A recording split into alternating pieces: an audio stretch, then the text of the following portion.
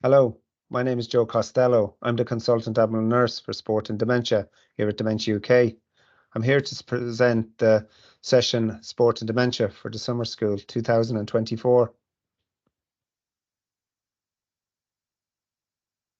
Just before we start the session, I'm just going to give you a little bit of an overview of what I'm going to look at over the next hour or so. We're going to look at the meaning of sport to begin with, get a little bit of an understanding of what sport can mean for people with dementia and their carers. We're going to look at a person-centered approach when we're looking at this particular area around sport and people with dementia and their relationship to different types of sport. I'm going to also consider a few sports-based interventions for people with dementia. We're going to look at sporting memories, reminiscence, and seeing it through the lens of sport. And I'm also going to look at an activity, a physical activity called walking football for people with dementia. It's getting a lot of attention, and people with dementia have been encouraged to participate in this type of activity. We're also going to look at the relationship between sport and dementia. There's an increasing media and research around a particular area. It's growing and emerging all the time. So I'm going to talk a little bit around the different types of sports and the relationship to neurodegenerative diseases like dementia. And as I said, I'm a consultant Admiral nurse for Dementia, a consultant Admiral nurse for sport and dementia here at Dementia UK. So I'm going to talk a little bit about my role and the work I do, in particular working around the area of sport and dementia. We're just going to take a moment and going to look at what sport means to you. It's both very personal. Sport is very personal to people's lives. So this is an opportunity to just have a think about what does sport mean to you? What comes to mind?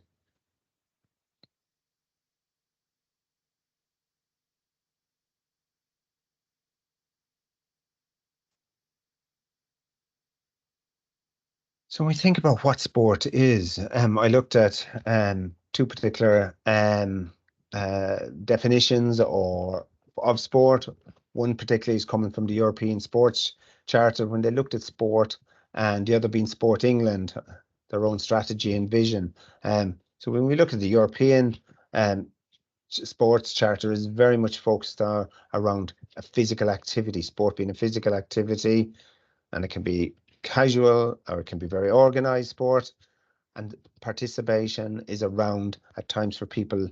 For some it's their physical fitness, they want to get fitter, and for others it contributes to their mental well-being. And big part of sport is about developing relationships, social connections with others, groups, clubs, societies. And for some, sport is about performance. It can be elite performance, it can be winning, um, and playing in competitions. So very much sport you can see there is very holistic. It can mean different things to different people. Sport England have a really strong commitment and vision around sport being inclusive for all groups of people. So when we think about people with dementia, it's so important that they have the opportunity to participate in sport, whether it's for leisure or fun, whether it might be competition, and the opportunity to develop relationships and connect with other people. So sport should be inclusive, and sport is diverse. People can play different types of games. But to understand a little bit more, we need to understand a little bit more around people and the people that play sport. And people with dementia have lives, as we say, before they got a diagnosis, a sporting background.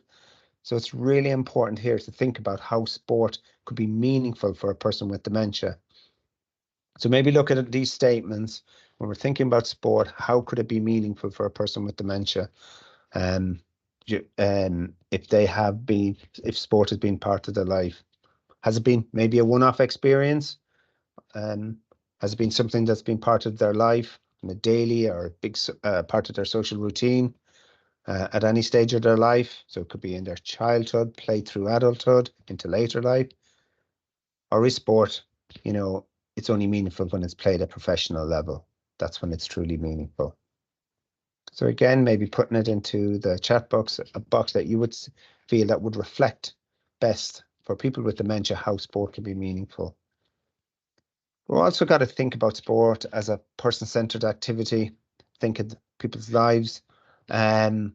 We talk about person first in dementia, person first approach. So very much focusing who people are as individuals and how sport can sometimes define a person's or can be a central part of their life.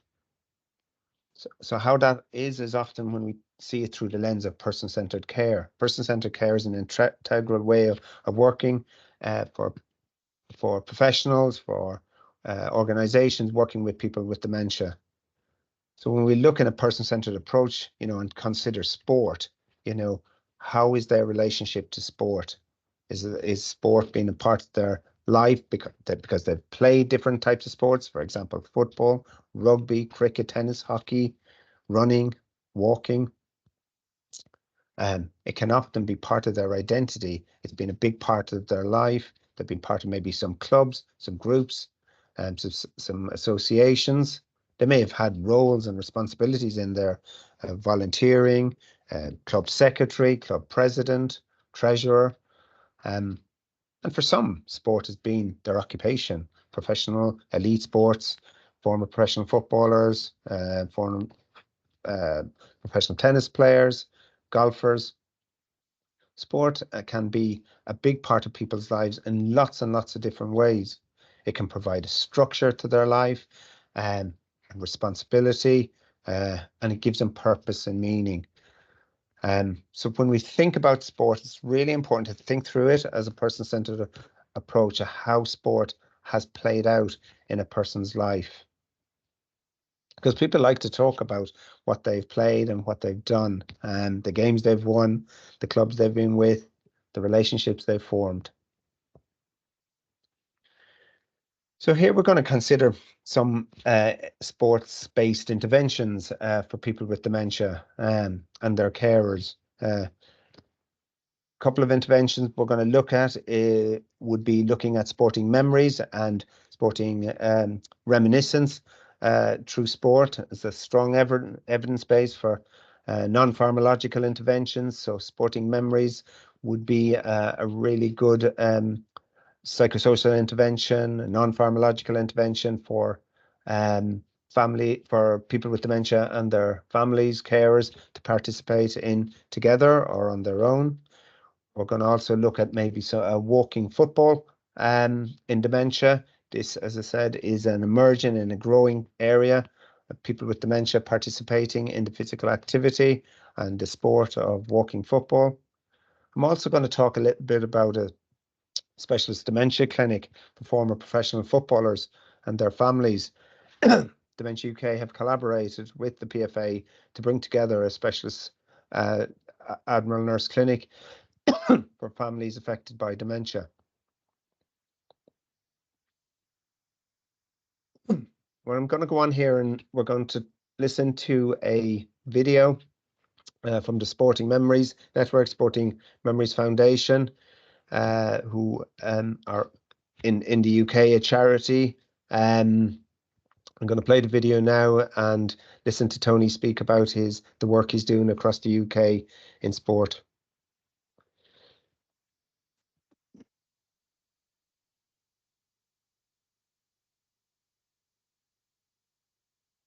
Sporting Memories is a network we've established that we're spreading across England, and we work with older people, those living with dementia and with memory problems, and we use sport as a focus for reminiscence.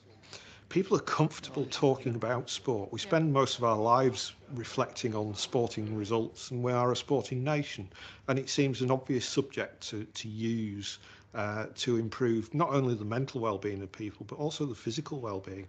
Sport obviously is something that many people in all different levels are able to connect with, and the way that Sporting Memories was working, we felt that it would be a really good way to connect people together.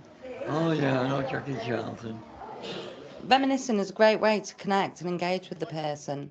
and the sporting memories are personal to them, and it's actually opened up a really big gate to communicating more. I could do the splits. Do the splits, could you? Yeah. Most probably still could. I don't know. I haven't tried lately. It kind of raised the quality of care that people were receiving, as well as helping the people that were bringing their memories forward. There's Jimmy Alec. From talking about sport and reminiscing about sport, people often get the urge to then revisit the sports that they either once played or watched. And inevitably the groups lead to people actually playing sport and exercising. And we know that that's so important, that exercise is a key focus in terms of people living well with dementia. Not only do we do the reminiscing, but we do the reliving. So we think about the sensory part of it, about the smells, the sounds and the environment. So we've taken some of our people to football matches, we've taken them spectating swimming. I don't think many people would think about taking a 96-year-old lady ice skating, but it's all very, very positive. Central to triggering the conversations are the powerful images that we use of sporting legends. And we have a number of sports that we covered: cricket, boxing, football, rugby, tennis. One of the other resources that's been fascinating to see develop is the Suite of Replay websites, where we've asked a few stars of sport to share a few memories, because memories trigger memories. And actually, in the space of 18 months, we've got over 3,000 memories have been shared. And they make great reading in themselves, but they also give us a great opportunity to raise awareness about dementia and other mental health conditions to fans who wouldn't necessarily be aware. The memory game was a game we selected as a football club and as a community department to promote the Sporting Memories programme as best we could. We get fans sharing memories ahead of the match. We work with local media to raise awareness of what the game's all about, which is celebrating the history and heritage of the club, but actually raising awareness of dementia. The match that raised awareness was really well received, and I think we can sort of take from that and learn that those sorts of events are really valuable. The approach has a number of possible benefits in terms of engaging people, in terms of getting the health promotion messages out across generations, in terms of tackling social isolation, in terms of tackling depression, and in terms of engaging people living with dementia. The spin-offs of the Sporting Memories are just never ending, and so exciting and so enlightening. It's been an amazing experience for us, and something we've embraced and encapsulated, and certainly going to take it forward. It's something that most people can find a conversation about, so I would recommend anyone to go forward with it.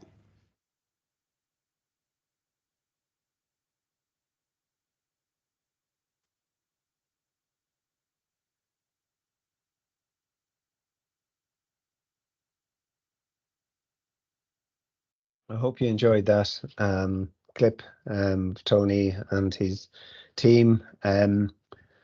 We're going to look now at sport-based intervention of walking football and dementia. You might see in your own locality walking football taking place in various clubs, in various trusts, in local community development trusts. It's important to always try and think, are they doing any walking football around for people with dementia and their carers? Is there opportunities? You will often see maybe a walking football conducted in charities like Age UK, having a strong interest in walking football programs around the country. So it's important to reach out to various community providers to see if there a walking football group going on, and that maybe people with dementia can be part of and can participate. For example, in Newcastle upon Tyne at the moment, they're running the Newcastle United Football Foundation are running walking football sessions through the week, once a week, for people with dementia and their carers to come together and to participate in a leisure activity. It's led by one of the foundation, footballer, a former footballer who leads and facilitates the group. And the emphasis is about having fun and enjoyment and participating. But for some people, it might be sitting and watching. For carers to be able to sit and watch, or for the carers to join in and be part of the group. So it's really, really important to look and to see what's going on in your own localities around walking football, and to see if there is any opportunity to involve people with dementia and their carers to be part of the group, or to set up a group, and to get the support of any local organisations willing to maybe facilitate a walking football session. So you might see it in charities, you might see it also with football foundations, the FA. So around the countries, there's different football associations like Lincoln FA or Leicestershire FA. Both have done walking football sessions for people with dementia. Outside of walking football, there's also sports-related memory groups across the UK in various clubs. You've just seen in the Sporting Memories clip, the Grimsby Football Club, the Development Trust there, getting involved in reminiscence. So across the UK in various football clubs, foundations, and their trusts, because football clubs often have trusts that they're working close to, or the foundation may be part of a football club, and where there will be activities going on for people with dementia and their carers. And it might be for older people, where people with dementia and their carers can come along as well too. So this is just a small example of some of the clubs in England that are engaging in sports related groups. For example, at Watford, they've got Golden Memories. In Burnley, they also have a very much a peer support group. But these are just in football. We got to look far wider. As we said, we want sport to be inclusive. Not everyone will have a love of maybe sport of maybe of football clubs. So it's about reaching out to other clubs locally. It might be tennis clubs, it might be golf clubs, local netball, cricket clubs, to see what activities they may be doing with people with dementia. And what you see is often at times the Sporting Memories Foundation, the Reminiscence, they often set up groups and clubs in leisure centres, in sports clubs, football clubs, rugby clubs, cricket clubs. So again, in the locality, you might see a Sporting Memories group in one of these sporting venues. So it's really important to reach out to your local communities and explore what sports related activities are going on, whether it's walking football, whether it's a memory group, whether it's a peer support group, a social group, to explore the opportunity for people with dementia and their carers' families to be part of it, to contribute. Some might want to volunteer in these clubs and be part of developing a program of activities and the opportunity to meet others. Like Tony spoke about there, it's about reducing isolation, it's about occupation, it's about activity, having purpose and meaning. That's so important for people with dementia, to live the best life possible in living with a condition like dementia. And for carers as well, to have that break, to meet carers in similar situations. These groups provide great opportunities for carers to come together, share experiences, and the opportunity to have some time out from their maybe caring roles, to enjoy the surroundings of a club and to meet other people in similar situations.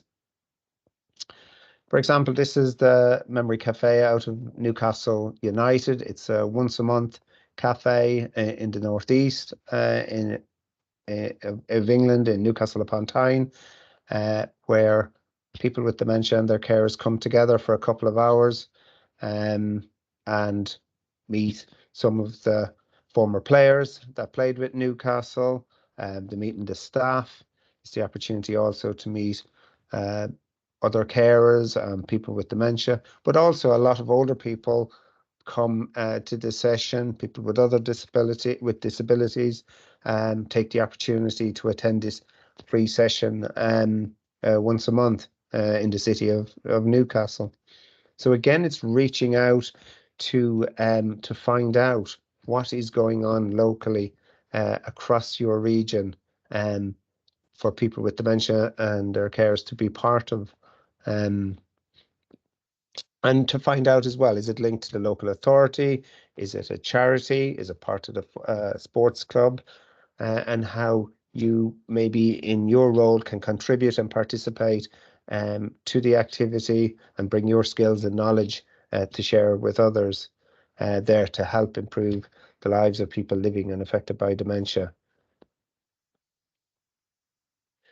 You might want to consider some of the research evidence. There's been quite a lot of work done around sports activities and research. Sporting Memories have done quite a bit of work with Leeds Beckett University, with a very much looking at research focus on how walking football, sporting memories groups, cafes improve people's physical health and mental well-being. So very much that research can look at the impact, the positive impact that these groups and these activities have on people with dementia from a point of view of improving their mood, their physical health, their mental well-being, reducing isolation, improving opportunities for interaction, brings a sense of community for people. So the research has found that attending these types of groups has a positive overall impact on people's well-being and quality of life for people with dementia and their carers. So it's really, really important to consider these types of activities because there's an evidence base behind that it does help their quality of life and well-being in lots of different ways, from a physical point of view, from a mental and a social perspective. Going to move on now to think about sport and very much its association to a dementia or its relationship dementia. So just for a moment, maybe, can you think of any sport that may have a relationship to neurodegenerative disease or neurological disease? You might have seen it in the media or in the news in recent times. To think about a sport that has been grabbing the headlines around its relationship to dementia. I'll give a little bit of a clue here. It might be, I'll say it's a contact sport. Sport can often be defined into contact and non-contact sports.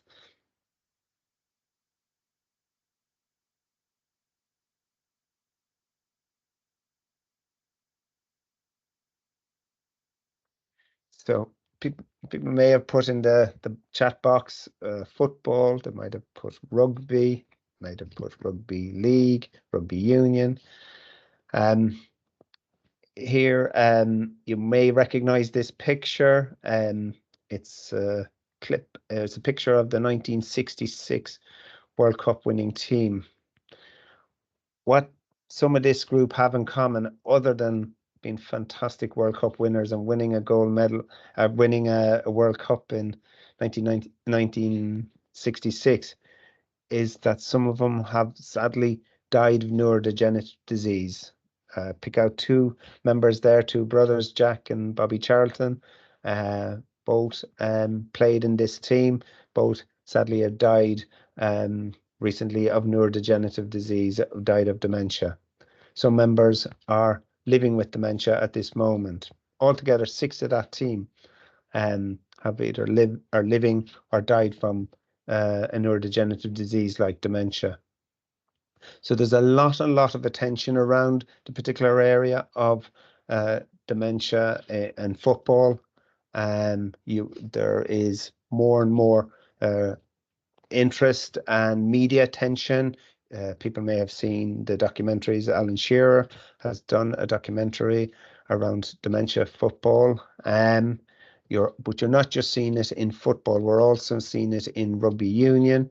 The famous ex-former rugby union player Steve Thompson, again a World Cup winner in 2003, is living with young onset dementia. And you will see a lot of attention around more investigations and more consultation with the government, with professional bodies like the PFA and the Professional Football Association, or the FA, which is the Football Association, and also the Rugby Football Union, looking into the research and contributing towards the research in the area to learn more about the links between various sports and neurodegenerative disease. So the emerging area around sport and dementia, the research really it's been gathering really over the last 20 years. An incredible amount of research now is going on and looking into the area of what we call repetitive head impacts, which is often caused by a concussion, a trauma to the brain. It could be a head injury. So the likes of in football, people can clash heads and they head the ball. There's also in rugby union and rugby league where there is contact, and at times people experience concussions. So more and more research is looking into the risk factors of neurodegenerative disease linked to repetitive head impacts. So what we see is where repetitive head impact has an increased risk of developing a traumatic brain injury, and traumatic brain injury is a risk factor for neurodegenerative disease. So there's an increased risk of neurodegenerative disease seen in sports where there is this repetitive head impact risk. So former professional footballers, research has been conducted over the last 10 years into this particular area, and found that former footballers are an increased risk of developing neurodegenerative disease, a 3.5 times greater risk of developing of dying of neurodegenerative disease like dementia. There's research into the sport of rugby union, and again findings that increase risk to this in this sport as well.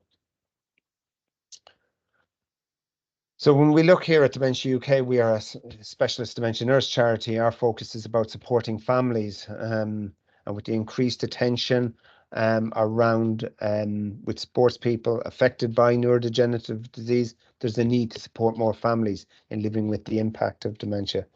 You know, we want to, as in our charity, our specialist dementia nurse charity, to support more families affected by conditions like Alzheimer's type dementia. We want to make sure, and other forms of dementia, including the rarer types of dementia. So it's very important that we are there to support families in facing dementia, and to have and to be able to provide our Admiral nurses with skills and knowledge to help families cope with the impact of living with different forms of neurodegenerative disease. So this is a little bit about my role. I've been in post now 12 months as the consultant Admiral nurse for sport and dementia. It's a fantastic role that covers a number of different areas. I've got a clinical facing role where I work with families affected by neurodegenerative disease, where there's a relationship with sport. I offer online and telephone consultations. I've had the fantastic opportunity to work closely with Dementia UK in developing a clinical pathway. So for my referrals to come through our helpline, our free helpline, where people contact Dementia UK seeking that support, and our virtual clinics, where the opportunity for my Admiral nurse colleagues to make referrals to me for families where there is a relationship to sport. I've also got the opportunity and been involved in a lot of collaboration over the last year, working closely with sporting bodies, researchers, various organisations, charities around sport and dementia. I get the opportunity to do some learning and developing education, participating in today's session for the summer school, sharing knowledge around sport and dementia. And it's also the opportunity to put together a pathway in our charity so people can get access to my specialist skills and knowledge around sport and dementia, and be able to have resources available to my Admiral nurses and to share with people, like I'm doing today, across the UK around the area of sport and dementia. I'm going to talk a little bit about one collaboration I lead on the PFA Admiral Nurse Clinic. This is a partnership between Dementia UK and the Professional Football Association, which is the union for all former and current professional footballers in England. We've come together 2 years ago now to put together a specialist clinic, a specialist Admiral Nurse Clinic for former professional footballers and their families to get access to dementia specialist support from an Admiral nurse. I get the opportunity 1 day a week to work in that clinic, as some of my Admiral nurse colleagues, to support families living and affected with different types of dementia, including the rare types of dementia. We will see people under and over 65, former players and their families coming, seeking the clinical expertise of an Admiral nurse, and using our skills and knowledge, our dementia specialist skills and knowledge around supporting these families in coping and managing the complexities of dementia and the challenges they are facing as a family. So this is a little bit of the work I do in the clinic. It's very much, as I said, around managing those maybe complex symptoms, around behavior changes. Again, there can be change in roles and relationship. Former footballers are extremely proud people. They've been very, very big players in their own communities, absolutely adored by their fans, by their club, and there can be huge changes in their lives with the onset of dementia. So again, it's supporting PFA family carers in the emotional impact of living and supporting their loved one who sadly may be deteriorating with a neurodegenerative condition like Alzheimer's or Lewy body type dementia.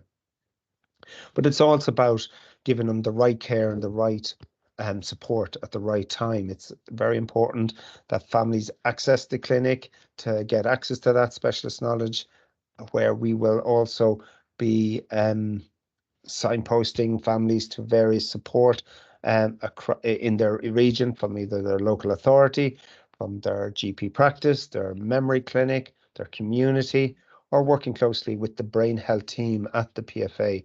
The PFA have a dedicated brain health team working with their former players and current players around brain health, and also supporting the families around living the best quality of life with neurodegenerative conditions like dementia. So the brain health team will also seek the expertise and support of the Admiral nurse in the clinic.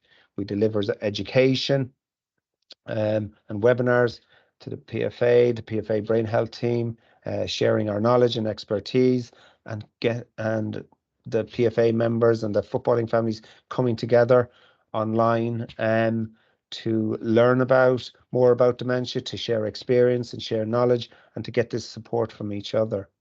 It's a fantastic collaboration with the PFA we have here at Dementia UK in supporting former footballers and their families affected by dementia. And as I said, just a couple of quotes there coming in from families that access the service over the last couple of years.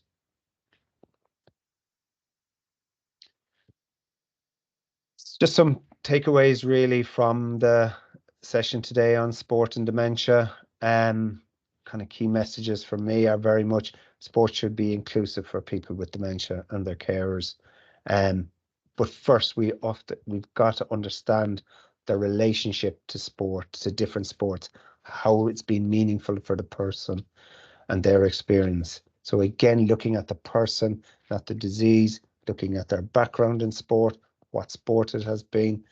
And then we're thinking about, you think about the person, about activity, and you want them to be engaged and be part of their community, is about tailoring the intervention, a sporting intervention towards their needs.